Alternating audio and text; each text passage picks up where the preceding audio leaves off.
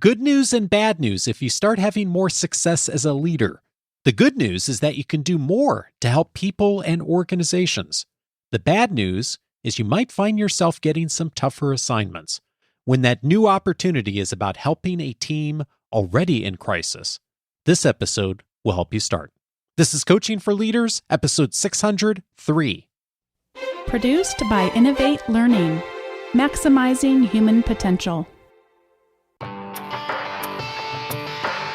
Greetings to you from Orange County, California. This is Coaching for Leaders, and I'm your host, Dave Stachowiak. Leaders aren't born, they're made. And this weekly show helps you discover leadership wisdom through insightful conversations. Leaders, of course, are always called upon to respond when a crisis happens. Crisis is something that we have certainly seen a lot of in the last few years, and crisis is something that is going to be inevitably part of leadership. How can we show up and be prepared in the best possible way? Today, I'm so glad to welcome a guest who not only has an expertise and has studied this issue for so many years, but also has lived it and led effectively through crisis. I'm so pleased to introduce to you Lynn Perry Wooten. She is a seasoned academic and an expert on organizational development and transformation. She became the 9th president of Simmons University on July 1st, 2020, and is the first African American to lead the university. Lynn's research specializes in crisis leadership, diversity and inclusion, and positive leadership, organizational behavior that reveals and nurtures the highest level of human potential. She has also had a robust clinical practice, providing leadership development, education, and training for a wide variety of companies and institutions, from the Kellogg Foundation to Harvard University's Kennedy School and to Google. With leadership development at the core of her work, her research has ranged from an NIH-funded investigation of how leadership can positively alleviate health disparities to leading in crisis and managing workforce diversity. She is the co-author of Arrive and Thrive, 7 Impactful Practices for Women Navigating Leadership, and co-editor of Positive Organizing in a Global Society, Understanding and Engaging Differences for Capacity Building and Inclusion. She is also now the author with Erika of The Prepared Leader, Emerge from Any Crisis More Resilient Than Before. Lynn, what a pleasure to meet you and have you on the show. Thank you, Dave. It's an honor to be here. You, of course, as I mentioned in the bio, have studied crisis management for a good part of your career. And I mentioned the date you took over as president, July 1st, 2020. We all know where we were, right, in 2020. And here you were, having studied this for so many years, developing an expertise on it, and then taking on such a significant role of president of such a significant organization in the midst of a crisis. And I know one of the practices that you invite leaders to do is to be self-aware. What was your own inner dialogue like with yourself in the summer of 2020?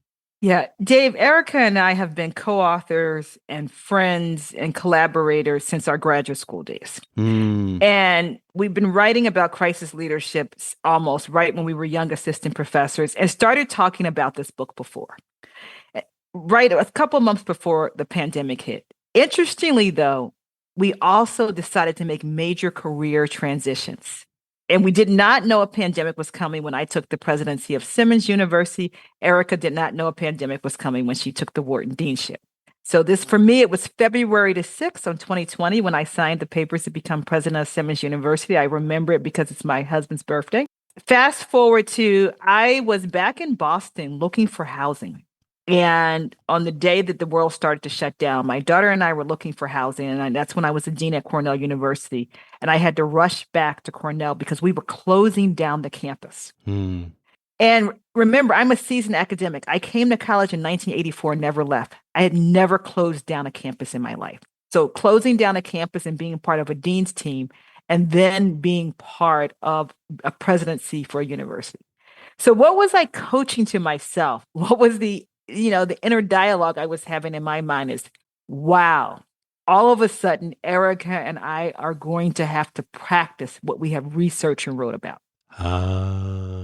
Yeah. Asking myself, how do I show up to be the best leader I can be? How do I ensure the well-being of my constituents and stakeholders? How do I create a culture where we're focusing on safety, we're seeing the crisis as an opportunity, and we're moving forward after the crisis were all questions I was asking. Now, get real here. Anytime a leader goes through a crisis, we have to be resilient. And, we talk about that in Arrive and Thrive, and I talk about in this book. And the first step I had to do is give myself some grace. I was the first couple of months of the pandemic before I moved to Boston. I think I was hibernating in Ithaca, and gave myself a lot of time to grace, and then asked myself, what was I going to have to learn to lead in this crisis moving forward for higher education? Mm. The pandemic is such a fascinating example of crisis for so many of us. And of course, the word unprecedented has been used so many times to describe the pandemic. And yet I was really struck by a couple of lines in the book. I'm quoting Erika and you now. You write, crises are not one-off events. They happen time and time again. Just as one crisis starts to resolve, another is already taking shape. Unfortunately, human beings are not ideally equipped to rationalize threats like this. And I was thinking about that. And I think most of us don't think about crisis that way, right? We think, okay, I'm done. but the invitation here is that leaders should. What's the value of thinking that way? Yeah. It's a great question about what is the value and then how do I think this way? Because we get burnout. Leading in a crisis takes lots of energy. I see it on my own campuses. I see it when I talk to my fellow presidents about we're all so tired from the crisis in the pandemic era that we don't even have time to think about that next crisis around the corner. In the book, we talk about this bias about panic and neglect. We go in the panic mode. We try to resolve the crisis, and we don't think about the next crisis. So thinking about my 30 plus years in higher education and all the crises I've seen, I've seen swine flu and SARS on the health side. I've seen the dot bubble crisis. I've seen multiple recessions. I've seen multiple crises as it relates to diversity management and social reckoning. But every time we think that crisis is over, we want to take a break. And we don't have the memory muscle to invest in, okay, what is that next crisis around the corner as a leader? How do I prepare for that next crisis? And Dean James and I talk about that being a two-part process. One is that you have to say, okay, what can I learn from the previous crisis to help me prepare? So after action reviews are so important. And it's not only learning from the previous crisis you led, but what have we learned from history? And what can I learn from diverse experts that really help us have that, what we call that muscle to be constantly seeing around the corner? The other big skill I think about as the leaders have to do is you have to do constant scenario planning and asking yourself what's happening. I'll give you one example in my industry now. Many small colleges are saying we're having a demographic cliff as less people are going to colleges. And so I'm constantly planning for, in a smaller world of students being interested in college, what does the university of the future look for? How do we make sure that we're all thriving? I think a lot of us think about crisis as always and only a bad thing. And one of the other sections that really leapt out at me is you write, for most of us, crises are predominantly threats. We're inclined to view them as danger to ourselves, our people, our organizations, our stakeholders. But crises are ambiguous. They're both threats and opportunities. Yet how you navigate a crisis and how you respond to its threats and its opportunities in your decision-making depends very much on the subjective frame you use. It really is incumbent upon leaders to see the entire picture, not just the threat, is it? It can be an opportunity. It can definitely be an opportunity, and it's constantly looking to see where are there opportunities. And it's an opportunity on multiple levels, at the individual level, at the team level, the organizational level, Dave, and what we discuss as the mega community level. And I want to give the example of healthcare as just one example. Healthcare and higher ed, I often talk about. And I talk about the three H's, healthcare, higher ed, and hospitality a lot. If you would have asked doctors before the crisis, could they build efficient infrastructure and systems for telemed? Most physicians and nurses and healthcare providers would say, my patients are never going to use telemed. I'm not skilled to use telemed. The system is not skilled. But that crisis created that opportunity where healthcare organizations had to think about, how do I use technology to get to my patients? How do I become more efficient? So that's one example of opportunity. Another opportunity that we've seen come out of the most recent crisis is All of my career, I have studied work-life balance and what we do for work-life balance. Who would have ever thought now that many organizations know how to run remotely, they know how to run hybrid, and have flexible work environments? Well, the crisis created the sense of urgency for us to rethink work-life balance and gave us an opportunity. It's funny you mentioned that. I remember talking with a client who, for 2 years prior to the pandemic, was trying to get approval from the board of his organization to have one of his employees work virtually 1 day a week. I mean, it was such a small ask. And of course, overnight, the entire organization was virtual and it became just a non-issue. It is fascinating how quickly we can move when the environment changes around us. As so much of the situations we sometimes find ourselves in as leaders is a crisis comes upon us, but it also happens that we inherit a team in a situation, as you did, walking into a crisis. And one of the things that you and Erika say that in normal times, trust is key, but in a crisis situation, it's critical.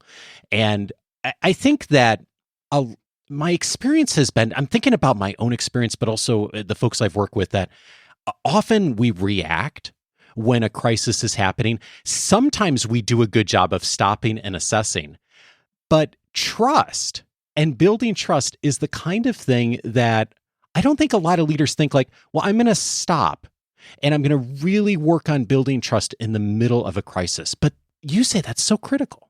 It is so critical. And we use the metaphor many times, such as the situation that Erika and I had. You're walking into a crisis, you're a new leader, and it's like coming into the movies in the middle of a movie. And so what do you do when you come and inherit this team? And one of the CEOs we interviewed is Wanya Lucas. And Wanya is the CEO and president of Crown Media, the Hallmark Channel company many of your listeners may be familiar with. And we start the quote for chapter 6 saying, it's having the courage to say to a new team, you know what? Yes, I am new. And no, I don't have all the answers. But this is the journey, and it's one that we're going to share. It's what Wanya said to her team when she started in the middle of the pandemic, leading the Hallmark Channel and Crown Media family. And part of building trust is showing up with your authentic self. It's admitting, like Wanya said, I got to be courageous. I don't have all the answers. I'm vulnerable, but we're going to do this in the team. And I am the newbie coming to the team. Thus, when you're the new leader of the team, you have to spend lots of time building trust. Now, Erika's previous work when she was at the Darden School of Business at University of Virginia, she developed the trust wheel. And the trust wheel is a tool that we have a permission from Darden to use in the book that talks about every leader needs to invest in the 3 C's. And they're not going to be surprising to your audience, but I want them to be intentional. The first is communication. Communicate, communicate, communicate. You have to be transparent on what you know. You have to be able to tell the story. Your communication has to go to multiple stakeholders. So in the case of me, I was communicating to people in the Boston community, the medical community, inside my organizations, parents, alums, students, faculty, staff, all of the other college presidents in the Boston area. So communication is so important. And it's become complex because you have to use multiple channels of communication to build that trust. Social media, email. I was just telling someone my 20-year-old daughter was helping me create videos in my Ithaca house that I could communicate out. All of those are so important for building trust. Communication lets people know that the leader's there, they're present, and they care about the situation. The next C that we talk about is you need to demonstrate competencies and that you're competent. And to be competent, it's crisis leadership's not a solo journey. You need multiple forms of competency at the table. Your CFO, your chief marketing officer, your chief administrative officer. Many of us had to bring our chief medical officers in or public health experts because we were also having a social reckoning diversity crisis at the same time. My chief diversity officer needed to be at the table. So competencies and the multiple forms of it. And the final C that we talk about, the 3 C's that we often think leaders forget, is the contract. What contract do you have? The implicit contract and the explicit contract between you and those stakeholders. The contract for the job they're going to do, the contract that you're going to say about how you're going to lead them out the crisis. And another one that became more salient is this individual contract about ensuring the well-being of individuals, teams, and organizations. So trust is a lot of work, but it has to be prioritized. Yeah, and these three are so critical. And the thing that I love about the book so much is it is a book of so many questions. Questions for us, and of course, us as leaders being so coach-like and asking questions is so important. Yeah. And you ask so many questions of us around these three C's, and I'd love to dive in on a few of them. One of the questions that you ask of leaders is communication is communication something you prioritize, especially when you take over the leadership of a new team? You mentioned so many, the importance of the variety in the medium. What does that kind of communication look like when the leader's really prioritizing it well? In a crisis situation, the communication prioritizing is constant and consistent. So it's not like you just communicate day one and then you don't communicate again till day 10 when you think you have a solution. So it's consistency in your communication. It has to be multiple channel modes because we know, for example, I deal with younger generations. Now, they don't read email anymore, Dave. So this is why I was in social media and creating videos, those type of things. So multiple communication modes. Your communication also has to demonstrate your competency. So this is what I'm doing. These are the expertise I'm bringing to the table. And I like to think communication in many instances is show me the data and tell me the story. The Jerry Maguire movie said, show me the money. Yeah. In the pandemic era, we saw how important it was to see multiple forms of data. The data about what's the current situation, the data about what recovery is going to look like, and the story of the pathway between the current situation and recovery. So a lot of the times when I was meeting with my team, we spent just talking about how we're going to communicate. And there's another C that goes along with communication, cascading.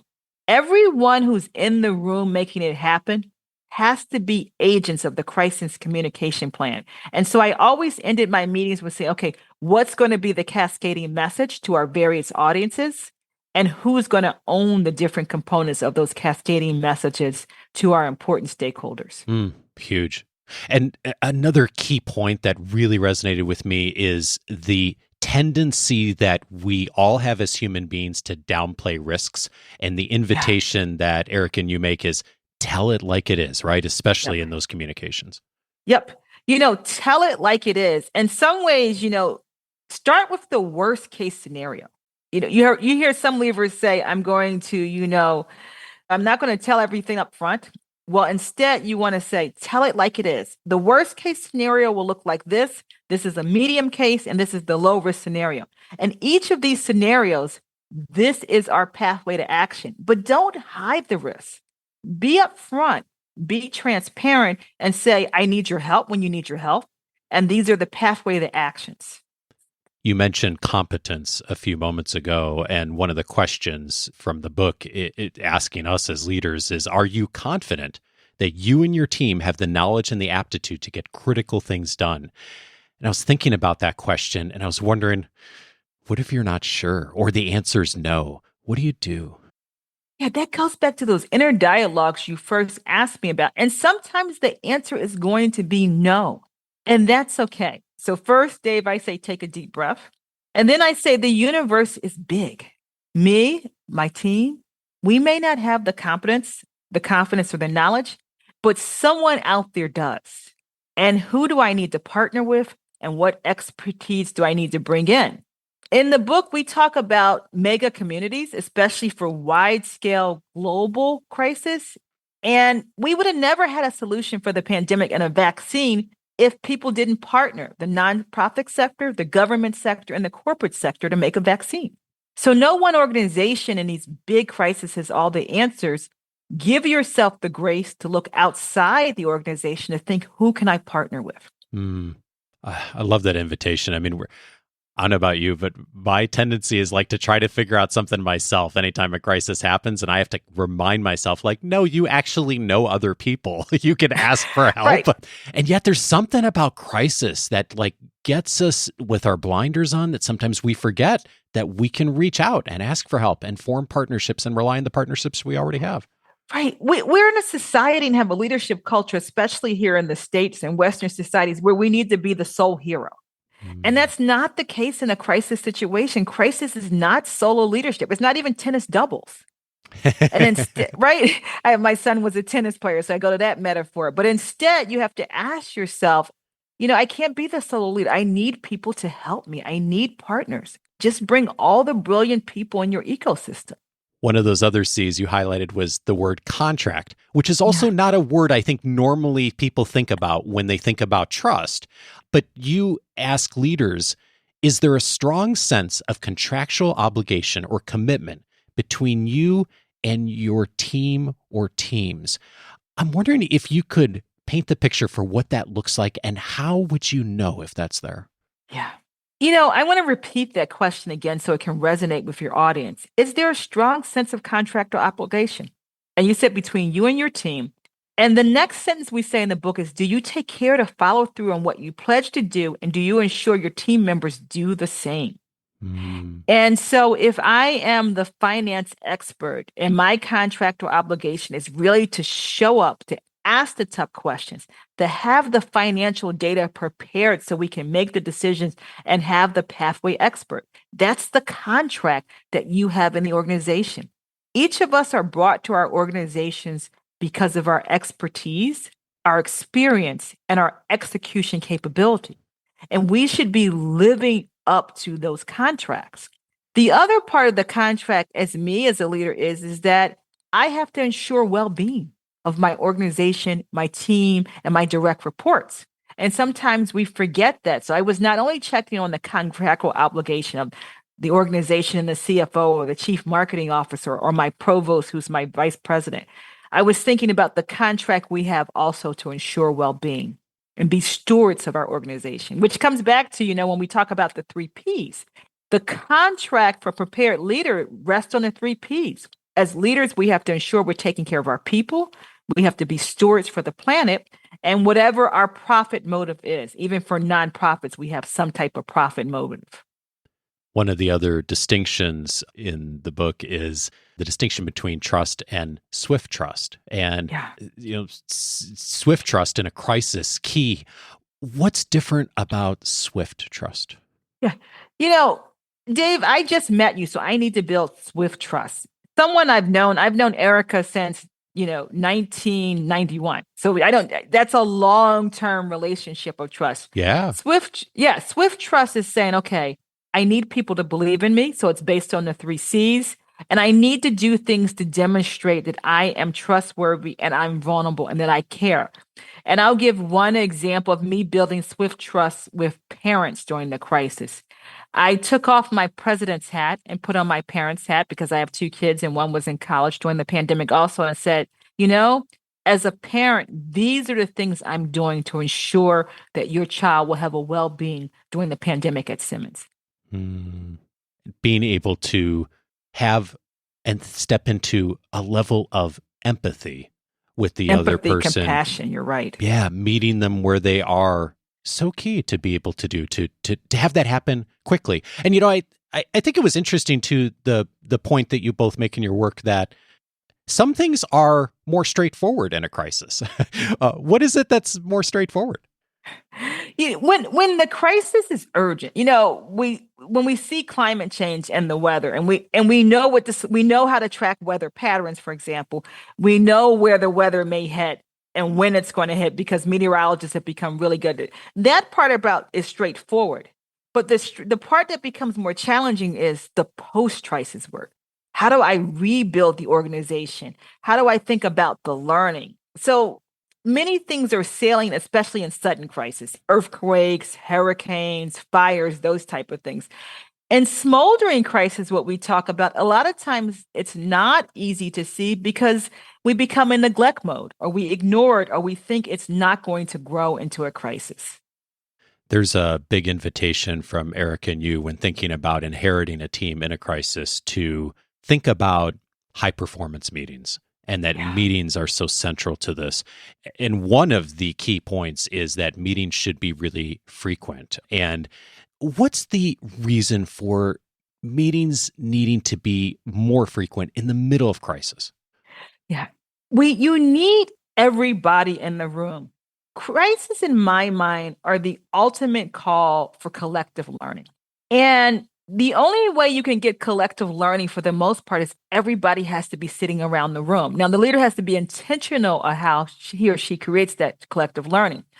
But in a crisis situation, as I said, it's not a solo journey. And collective learning is the metaphor that you're really making the sum greater than the parts. And what do meetings do? Meetings help me exchange ideals I would have never thought about. So I'll learn a new ideal from someone on my team.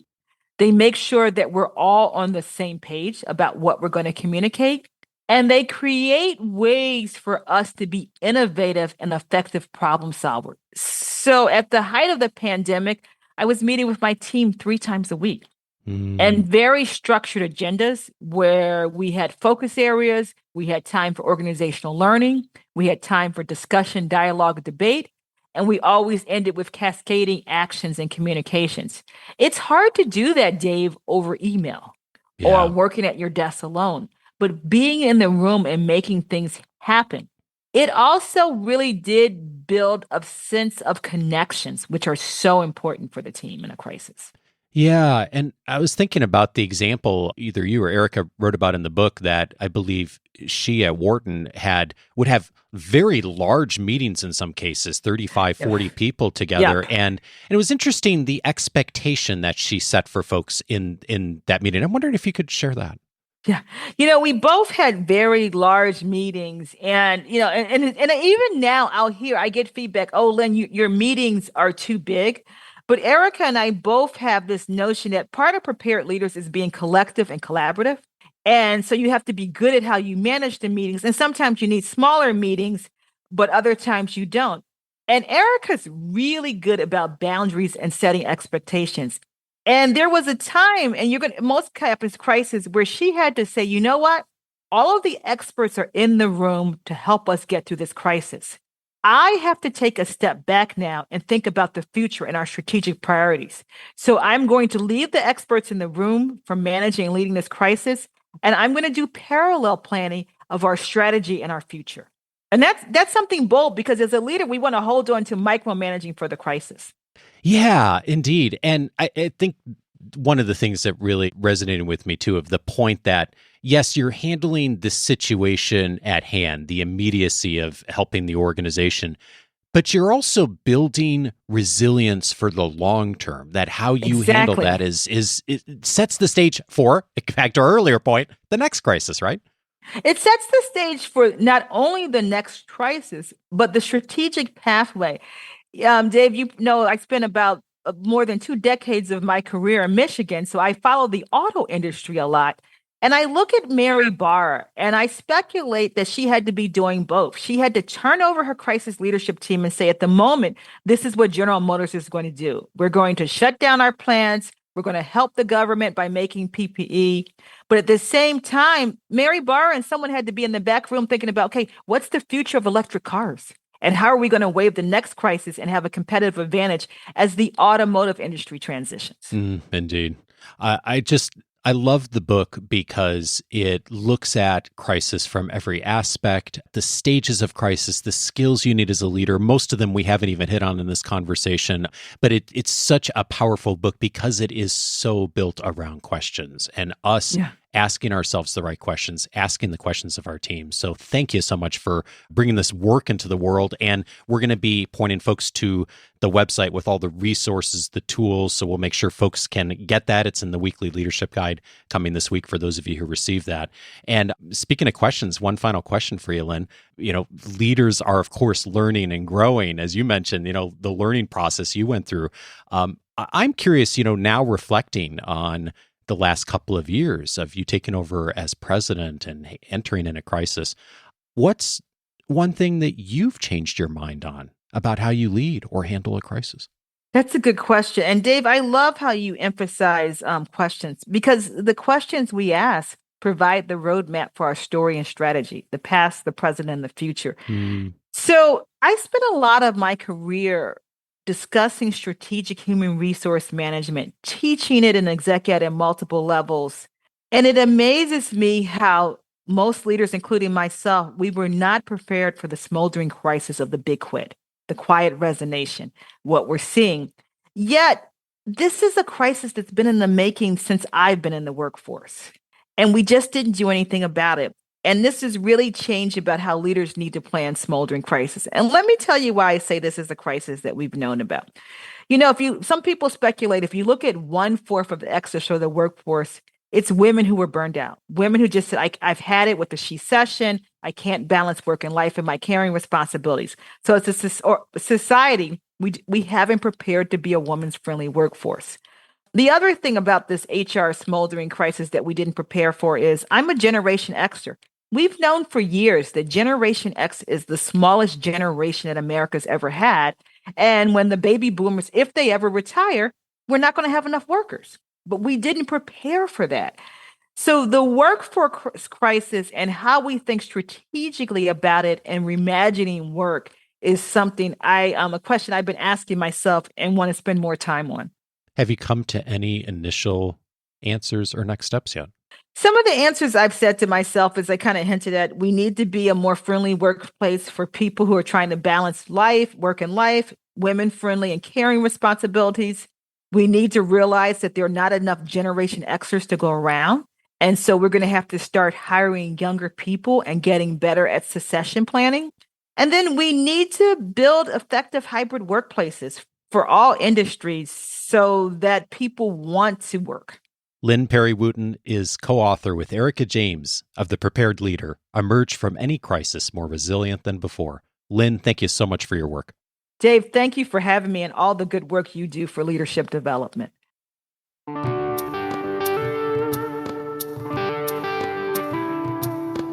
If this conversation with Lynn is helpful to you, several related episodes I would recommend. One of them is episode 55, How to Lead in Crisis. Carol Taylor was my guest on that episode. Also the president of a university, also who inherited the presidency in the midst of a crisis, although a financial one in her case. And we talked in that episode about that journey for her, what she did, what she didn't do, and all of the difficulties that came along with it. In fact, almost a unrecoverable situation, although they did ultimately prevail and work through the crisis. We talked in episode 55 about all of the tactics, of course, but also all the emotion that comes with that, with a leader who's navigating such a difficult situation.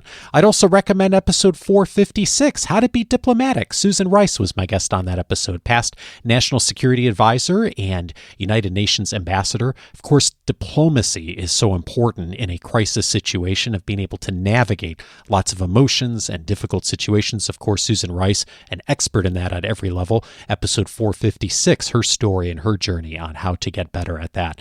I'd also recommend episode 529, The Way Out of Major Conflict. Amanda Ripley was my guest on that episode. We talked about her fascinating book on high conflict and how we can all fall into conflict. And when you're inheriting a crisis, it is very easy to get sucked into conflict and what she calls high conflict. In episode 529, we talk about what are some ways to begin to find your way out of that. If you're dealing with a lot of conflict right now in any capacity, that's a good episode to start with. And then finally, I'm thinking about episode 584, The Starting Point for Inclusive Leadership. Susan McEntee Brady was my guest on that episode. We talked about diversity, equity, and inclusion, and I'm thinking about her because Lynn is a co-author on their book as well. So many other resources there that'll be helpful to you that feature Lynn's work. All of those episodes, of course, you can find on the coachingforleaders.com website. If you haven't set up your free membership, you're missing out on so many resources inside of the website that you can access for free. Go over to coachingforleaders.com. You can set up your free membership right now. One of the many resources is my free library. Now, there's an episode library where we have all the episodes categorized by topics, but there's also a link for something called Dave's library inside there. And when you click there, you're going to come up to a list of a whole bunch of hashtags because I have databased in that library all of the external resources I find, other podcasts, articles, videos, you name it. Over the years, if I have found something that's useful to me, I have databased it and made it accessible for you as well. And I just pulled up the hashtag that says crisis, and I found 7 resources that I've databased there. One of them is a past episode from the HBR Women at Work podcast, a fabulous overview on how to handle some crisis situations. There's several Harvard Business Review articles in there that I've recommended, a Fast Company article, a resource from the Center for Creative Leadership, and also an article from the Los Angeles Times. I am doing this every single day. I'm databasing articles I'm finding and resources and making that available to you as part of free membership. Again, just click on Dave's Library when you go inside the free membership. And if you don't have the free membership set up yet, coachingforleaders.com is the place to go, and you can find it right on the homepage there. Set up your free membership and you'll have access to my library, plus all of the other benefits inside a free membership. Next week, I'm glad to welcome Gustavo Rossetti to the podcast. He is going to be walking us through how you can build belonging on remote teams, a critical topic for so many of us. Join me for that conversation with Gustavo next time, and I'll see you back on Monday.